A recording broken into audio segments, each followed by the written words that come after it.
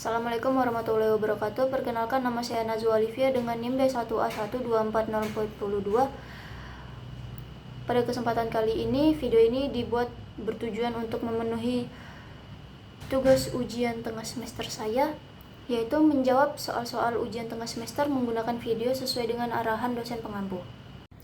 Pada soal yang pertama, jelaskan jenis-jenis pembantu perusahaan yang dikenal dalam KUHD pasal 62-68 KUHD, serta berikan contoh peran masing-masing dalam kegiatan usaha modern. Secara umum ada dua kelompok besar, yaitu pembantu di dalam perusahaan dan pembantu di luar perusahaan. Pembantu di dalam perusahaan mencakup pegawai atau karyawan, kepala toko atau pemegang buku.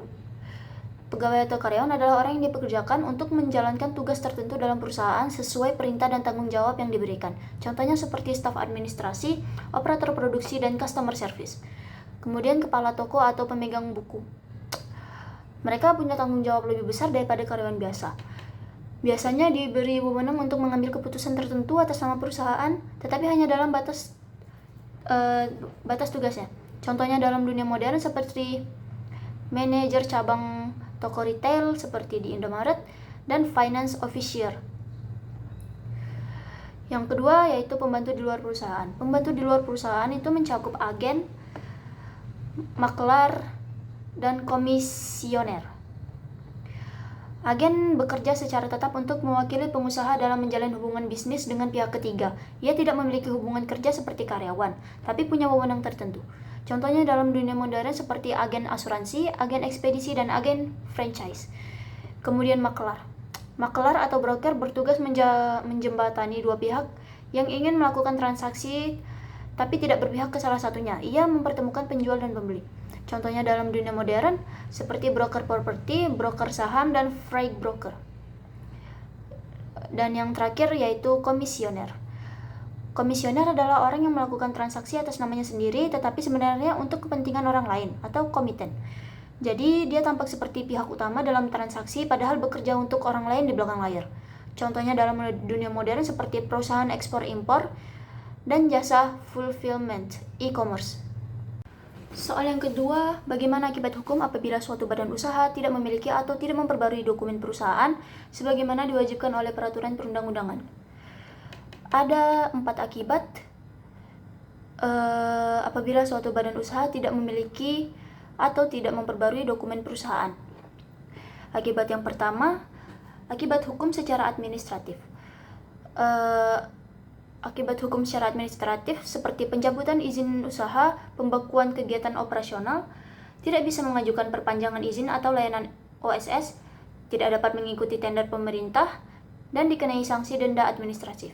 Yang kedua, akibat hukum secara perdata, seperti perusahaan bisa dianggap tidak sah atau belum berbadan hukum sehingga tidak punya hak dan kewajiban seperti badan hukum.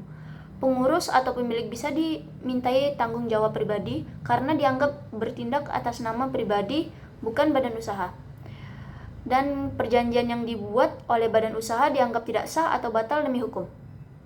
Yang ketiga, akibat hukum secara pidana. Walaupun jarang, dalam beberapa kasus kelalaian administratif bisa berujung pidana, terutama jika ada unsur kesengajaan atau penipuan.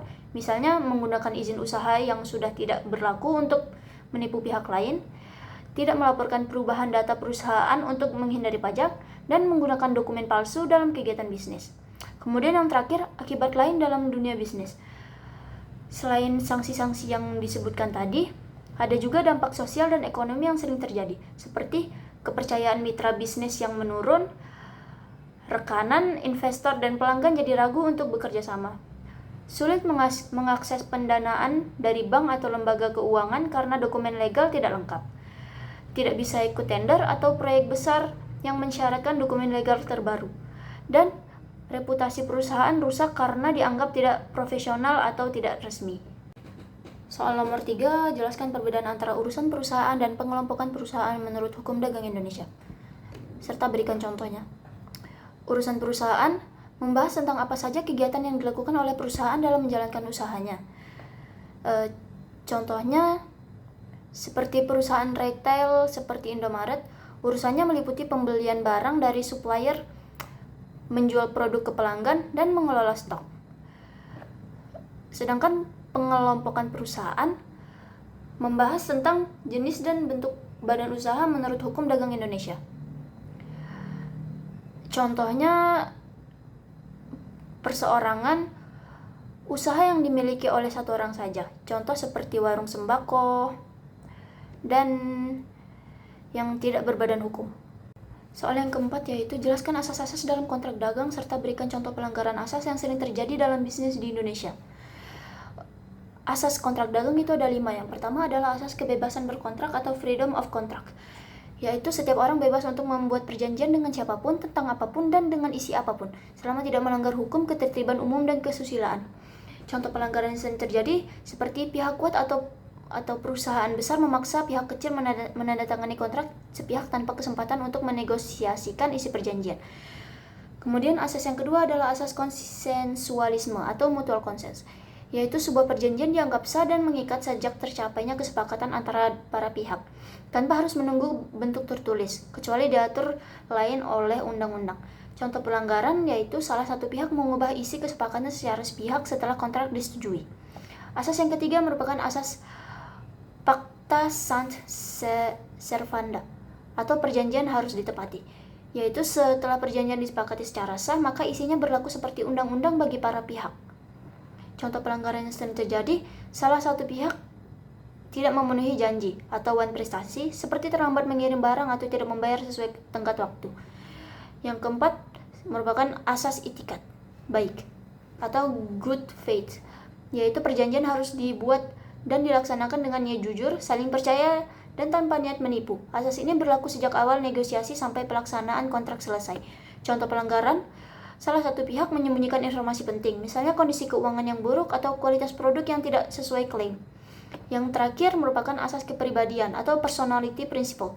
Personality principle yaitu perjanjian hanya mengikat pihak-pihak yang menandatangani kontrak.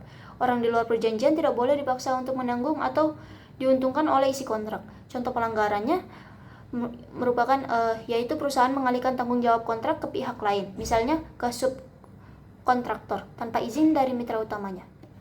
Sekian penjelasan yang dapat saya sampaikan mengenai soal-soal yang telah dibagikan. Semoga penjelasan saya dapat dimengerti. Saya akhiri. Wassalamualaikum warahmatullahi wabarakatuh.